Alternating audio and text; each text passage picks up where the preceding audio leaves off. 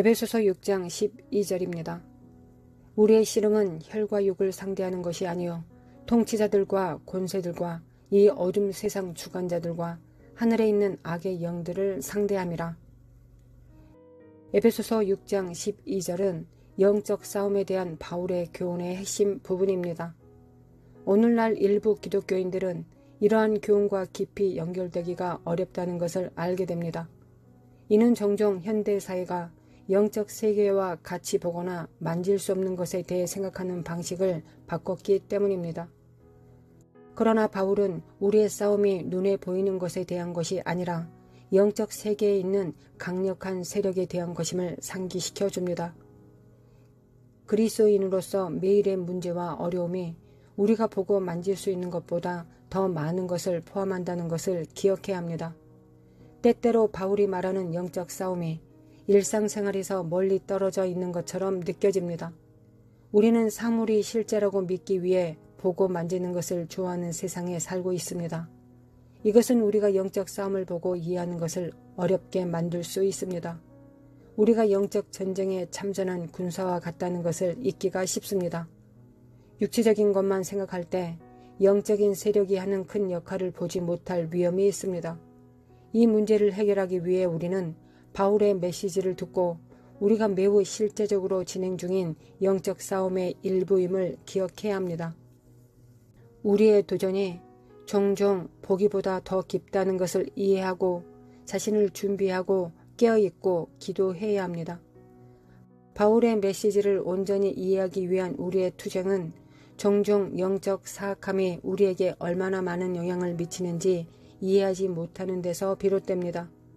바울은 우리에게 싸움을 시작하라고 말한 것이 아니라 우리가 인식하든 못하든 싸움이 이미 우리 주변에서 일어나고 있다는 것을 말하고 있습니다.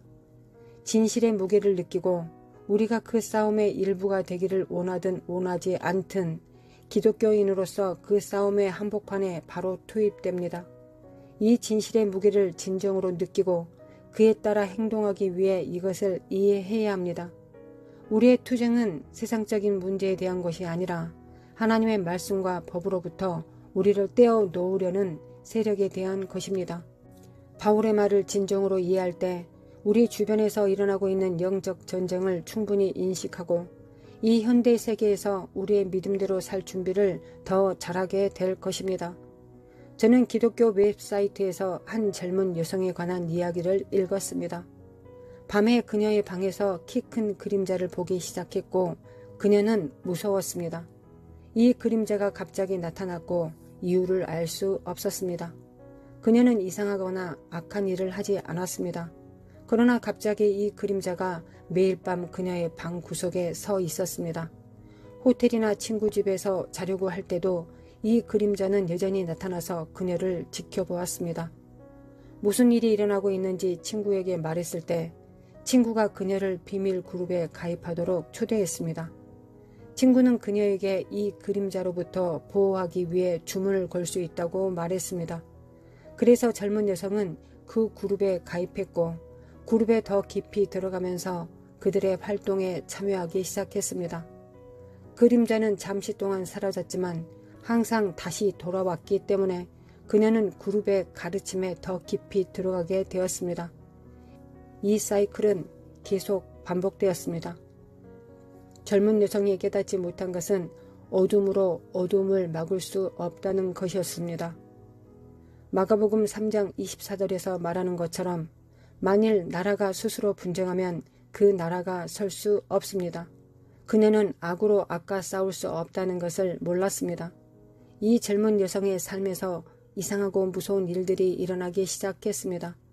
이러한 일들은 밤 10시에서 오전 5시 사이에만 일어났습니다. 그녀는 너무 무서워 낮에 잠을 자고 밤새 깨어있기 시작했습니다. 아무도 없는 집에서 발소리가 들리기 시작하면서 이 상황은 더욱 무서워졌습니다. 이 여성의 경험은 영적 싸움을 이해하고 올바르게 대처하는 것이 얼마나 중요한지를 보여줍니다. 어느 날 젊은 기독교인 부부가 그녀의 문을 열고 그녀와 믿음을 나눴습니다. 그녀는 이 기독교인들에게 자신의 시련에 대해 이야기했고 그들이 밤에 온다. 그들이 밤에 온다 라는 문구를 계속 반복했습니다. 그날부터 그녀는 비밀 그룹과 아무 관계도 하지 않게 되었습니다. 어두운 그림자는 다시 돌아오지 않았습니다. 4년 후 그녀를 그룹에 소개한 친구는 자신이 그녀의 삶의 그림자 형상이 나타나도록 주문을 걸었다고 인정했습니다. 악마가 얼마나 사악한지 보여주기 위해 이 이야기를 공유하고 있습니다. 악마는 당신을 자신의 세계로 더 깊이 끌어들이기 위해 무엇이든 할 것입니다. 저는 사탄이 어떻게 사람들의 삶에 있는 트라우마를 이용하여 발판을 마련할 수 있는지 목격했습니다. 이것을 완벽하게 보여주는 이야기를 우리 교회에 공유한 여성이 있었습니다. 깊이 사랑하던 할머니가 갑자기 세상을 떠났을 때 그녀와 어머니 둘 다 엄청난 슬픔 가운데 남겨졌습니다. 갑작스러운 상실과 충격으로 인해 그들은 위로와 할머니와의 연결을 간절히 원했습니다. 떠나간 사랑하는 사람과 의사소통을 제공하는 중간 매개체 심령술사를 그들의 마음에 받아들였습니다. 그들은 할머니에게 말하지 못했던 모든 말을 하기 위해 마지막 대화를 끝내기를 간절히 바랐습니다. 그러나 고통과 상실에서 낳은 이 결정은 성경의 가르침에 의하면 엄격히 금지된 길로 인도했습니다. 마귀는 교활하고 잔인합니다. 그들은 사람의 슬픔을 이용하고 믿음에 반하는 행동을 하도록 사람들을 구슬렸습니다. 사탄은 그들의 삶의 진입점을 찾기 위해 취약한 점을 이용했습니다. 사탄은 그의 사냥감을 위해 우리의 가장 깊은 슬픔을 악용할 수 있습니다. 악마는 사람들을 통제하고 고통을 줄 수 있는 능력을 가지고 있습니다. 사람들이 정말 무서운 것을 보게 할 수 있습니다. 천사와 악마 둘 다 초자연적인 일이 일어나게 할 수 있습니다. 요한계시록에서 천사들이 이 땅에서 많은 사건을 일으키는 것을 봅니다. 사도행전 16장 16절에서 귀신 들린 요종이 미래를 예측할 수 있었고 주인에게 많은 돈을 벌어다 주었습니다. 사도 바울은 그녀에게서 귀신을 쫓아냈습니다. 이것은 이 땅에서 일어나는 일들 중 일부가 초자연적인 방법으로 일으키는 천사나 악마의 일이라는 것을 보여줍니다. 사람들이 말하는 귀신들은 죽은 사람들이 아닙니다. 그것은 사람인 것처럼 가장하는 영적인 존재입니다. 예수님을 따르는 사람으로서 우리가 영적 전쟁 가운데 있다는 것을 이해하는 것이 중요합니다. 그러나 또한 우리가 무력하지 않다는 것을 아는 것이 중요합니다. 성경 에베소서 6장 10절부터 18절에서 바울은 하나님의 전신갑주에 대해 이야기합니다. 이것은 영적 전쟁에서 우리를 도울 수 있는 갑옷과 같습니다. 그것은 진리의 허리띠, 의의 호심경, 평안의 복음의 신, 믿음의 방패, 구원의 투구와 성령의 검, 곧 하나님의 말씀을 포함합니다. 이 모든 것은 악마의 괴계에 대항하여 우리를 강하게 하는 영적 진리를 상징합니다. 하나님의 갑옷은 단순한 상징이 아니라 행동을 촉구하는 것입니다. 진리, 의, 평안, 믿음, 구원과 하나님의 말씀은 단순한 관념이 아니라 우리가 매일매일 해야 하는 일입니다. 진리의 허리띠를 매는 것은 우리 자신과 다른 사람들 그리고 하나님께 정직하다는 것을 의미합니다. 우리는 악마의 거짓말을 거절해야 합니다. 의의 호신경은 하나님의 법칙을 따르는 선택을 하는 것을 의미합니다. 평화의 복음의 신은 하나님의 사랑을 나누며 다른 삶과 평화롭게 살도록 일깨워 줍니다. 믿음의 방패는 하나님의 약속과 우리를 안전하게 지켜주는 그분의 능력에 대한 우리의 강한 믿음입니다. 구원의 투구는 하나님의 영생의 약속을 기억하도록 도와줍니다. 하나님의 말씀인 성령의 검은 영적 싸움을 위한 우리의 도구입니다. 우리는 그것을 사용하여 거짓말을 거절하고 자신을 격리하고 올바른 길을 찾습니다. 기도하고 하나님과 함께 시간을 보내는 것도 영적인 승리에 매우 중요합니다. 에베소서 6장 18절에서 바울은 항상 기도하라고 말합니다. 기도는 우리가 하나님께 말씀을 드리는 방법입니다. 그것은 우리에게 힘과 방향과 위로를 줍니다. 서로 돕는 것은 중요합니다. 자녀를 위해 기도하십시오. 사랑하는 사람들을 위해 기도하십시오. 기도가 우리 삶에서 하고 있는 것에 대해 진정으로 안다면 우리는 하나님의 자녀로서 더 많이 기도할 것입니다. 저주를 두려워할 필요가 없습니다. 사탄이나 다른 존재도 하나님이 하신 일을 취소할 수 없습니다. 하나님이 당신을 축복하신다면 아무도 그 축복을 되돌릴 수 없습니다. 하나님의 축복은 단순한 좋은 소망일 뿐만 아니라 우리에 대한 그분의 사랑, 보호, 그리고 약속의 강력한 확언입니다. 하나님이 당신을 축복하실 때 당신 주위에 보호막을 두시는 것과 같습니다. 우리에게 주시는 약속과 보호는 원수의 조주가 뚫을 수 없는 보호막을 우리 주위에 두시는 것과 같습니다.